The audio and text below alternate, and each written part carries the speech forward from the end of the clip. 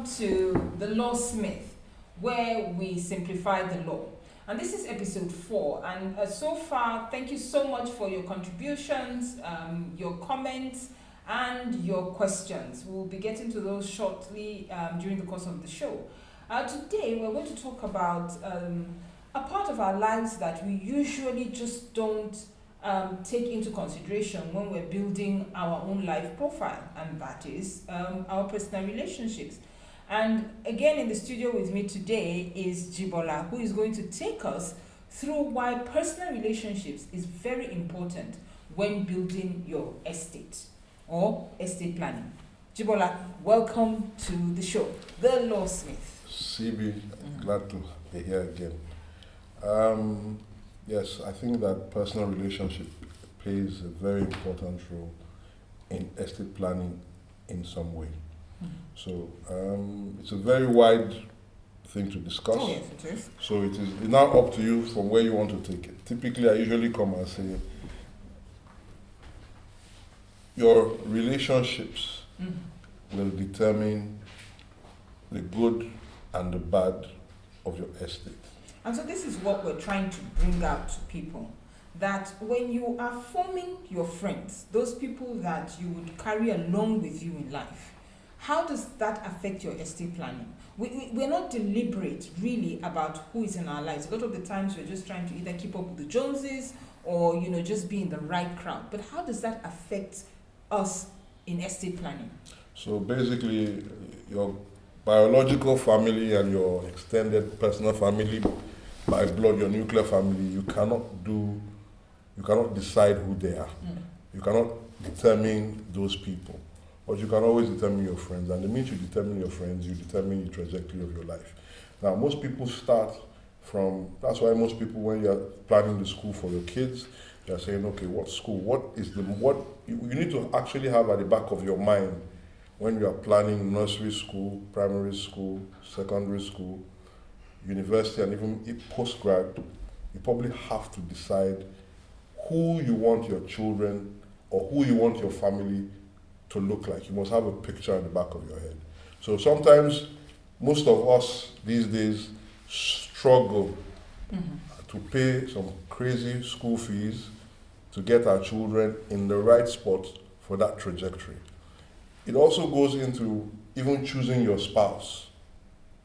I have a friend whose daughter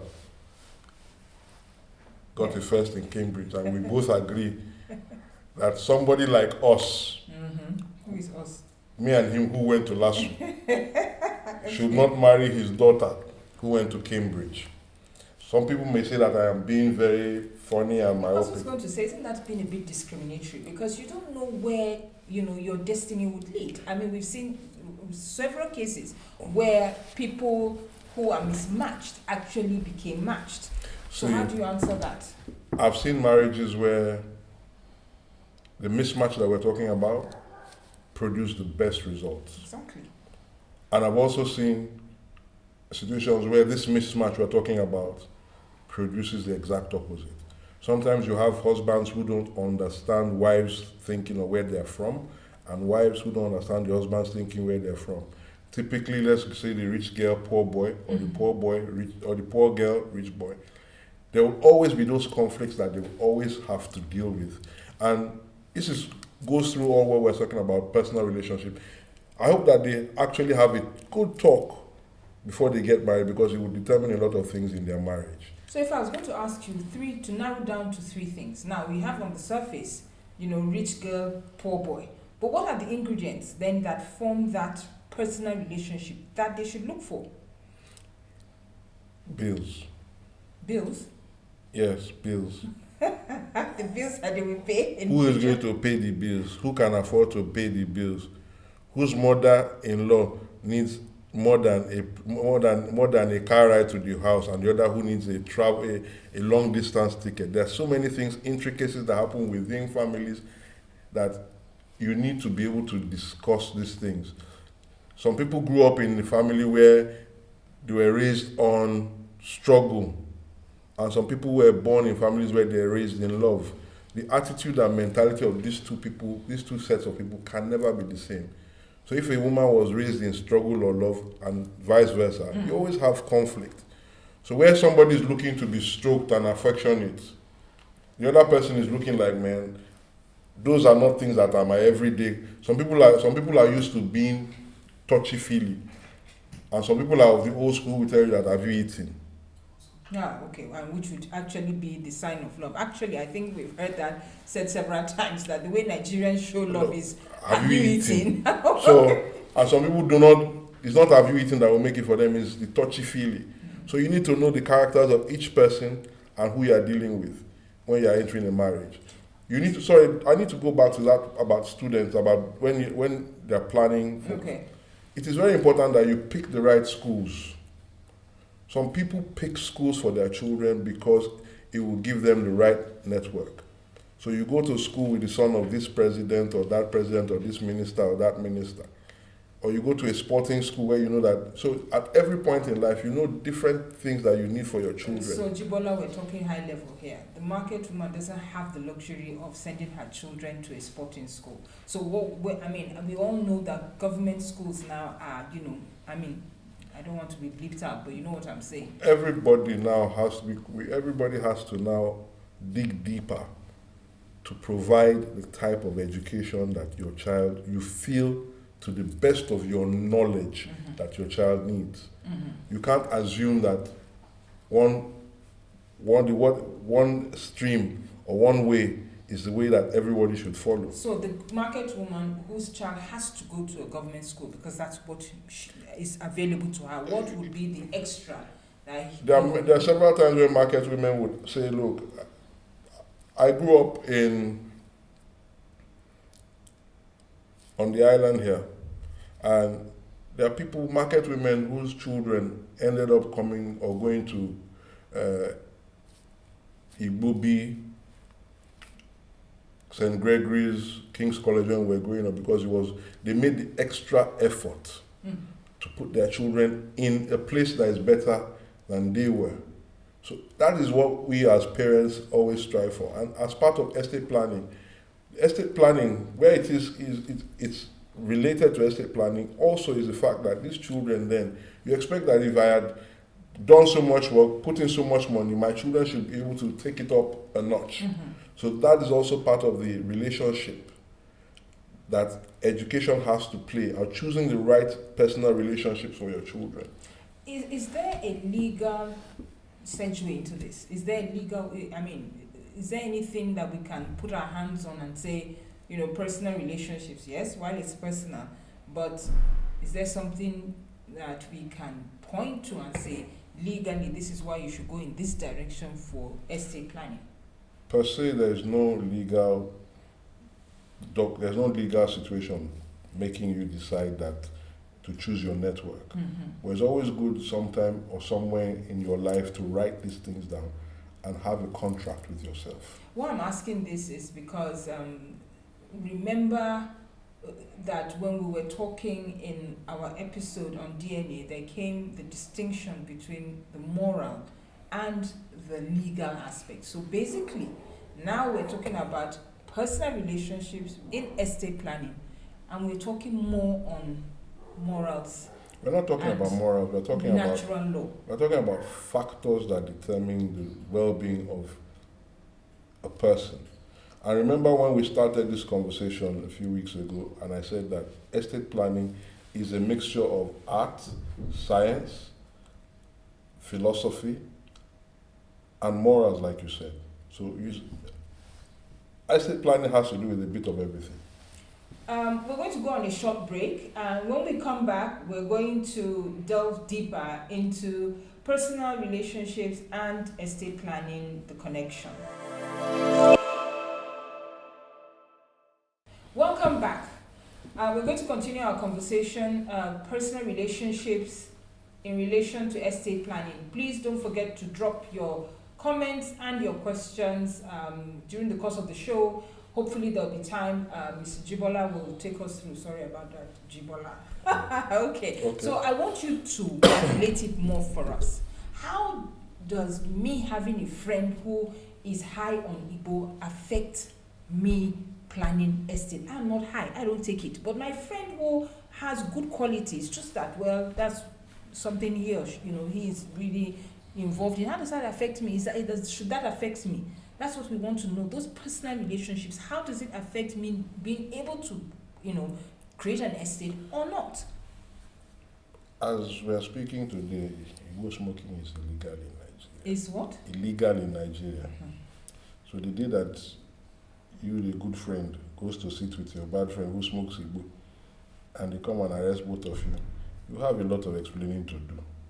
And maybe our Nigerian legal system has not been patient enough to ask you to do blood testing to prove that you are not involved in that enterprise. But more often than not, when we are talking about personal relationship, we are talking about situations where you have, I'll give you an example. A girl that from a very wealthy family now marries a man who comes from a struggling background. And the man now decides that, oh, well, you see, he's going to work for his father-in-law and he's going to behave himself. And then his father-in-law dies. And then he starts maltreating because the father-in-law had said that they should please leave him the management of the company. Questions now arise that, do you know that person well who you are bringing into your life that would feature in a permanent role in your existence? So we're talking about wife, husband, we're talking about family members, wife's father, mother's father, we're even talking about your children. What will be the result of the upbringing of you, or between you and your husband, of your children who maybe you grew up in a very good lifestyle and your husband came from a rough lifestyle? I don't know what you understand what I'm trying to say. And what in that situation would be the pattern that you would follow? Would the husband would you want to follow would you be able to accept this pattern way of raising children that he probably grew up under, where you are probably grew up in a touchy-feeling environment? What would be the juxtaposition be between both of you as regards rearing your children? What would happen to that woman where her husband has now taken over their family property and starts to maltreat her? So what are the checks and balances? Because those things are the things that the end result of personal relationships. So what are those checks and balances? Because human beings will be human beings. There's just so much that you know of yourself and even of somebody else that you allow into your life. So what are those checks and balances that you would hope people would take into consideration when deliberately deciding that, oh, I want this person in my life, whether it's a friend, whether this is the right company I should work in, whether this is the right person I should marry? Let me give you a scenario. So a woman has a great job and she's bought several buildings, she's bought private property, her husband doesn't have a great job. How do you determine how the woman keeps the property? Does she make him part of the property, or does he make her part of the property? Or does he make her part of the property? The same thing that we would say in the case that a man has everything and his wife was a housewife and she never worked one day. Those are things that your personal relationships will determine, and you need to have a forethought. So basically all we're talking about personal relationships, having a forethought about what could be the possible endings. So it's like watching a movie, and instead of one ending, you try and actually think of as many endings as possible and trying to put things in place that will protect the things that you value in the event that those endings that is not the logical ending. You need to prepare for them. So what I'm hearing here is birds of the same feathers flock together. Most often than not. So we flock together, we're on the same trajectory in our thinking. We intend to, work well, play hard, save along the line. But it doesn't also mean that you can't have friends from all over and from different backgrounds or whatnot, but you still need to have at the back of your mind that certain things need to be preserved, or you need to ring fence certain things in your mind going forward as per relationships that would actually affect your estate. Good. So estate planning here starts with me. This is my friends. I'm in school. What we're saying here is that we should be taught how to have that in mind, that if I'm going to roll with A and B, How do I leverage a relationship? It's just as simple as if I'm a Christian, why would I be marrying a Muslim? It's not that it doesn't happen, but you must have weighed the consequences, the pros and cons. Fantastic. If I decide that, oh, well, for whatever reason, everybody is sending their children to an English school and I decide to send my children to a French school, I must have a purpose. And I must have a payoff at the end of the day, not just for me, but for those kids. So at the end of the day, everything that you do must be geared towards certain things. If you decide that, oh, well, I want to invest all my business in Yoruba land or Igbo land for some reason, my wife is Igbo, you need to have those thoughts for the other side. You need to prepare, like someone famous said recently, you have to prepare for a plan B to deal with your interpersonal relationships. Very interesting. So at this point, we're going to round this up. So what we're hearing today is that for personal relationships, birds of the same feathers flock together. However, it doesn't mean that there might not be one or two stray species in it, but you should be able to ring fence in your mind who and in paper practicality, you have to ring fence in practical ring fencing. So that means what? Write it down? Write it down, have agreements, put things in place. Have agreements with your personal friend? If you're going to buy a property between you and your wife, are you going to put it in only your name or your wife's name? Or probably even with you and your friend, yeah. Exactly. I mean, some friendships are built for commerce. Or you're putting it in a company name. So those are things that you every day have to juggle when you're making personal decisions. It is very important for you to know who you let into your life, how you let those people into your life, because there's a proverb that says the person who carries alum on his head, is going to eventually get white hair. So, iron sharpens iron, we rub off on each other. So be intentional about who you allow into your space, so that in the long run, your estate planning would not be affected by poor choices that you would have made. Jibola, thank you so much for being in the studio with us. And thank you so much also for watching us, and see you at the next episode.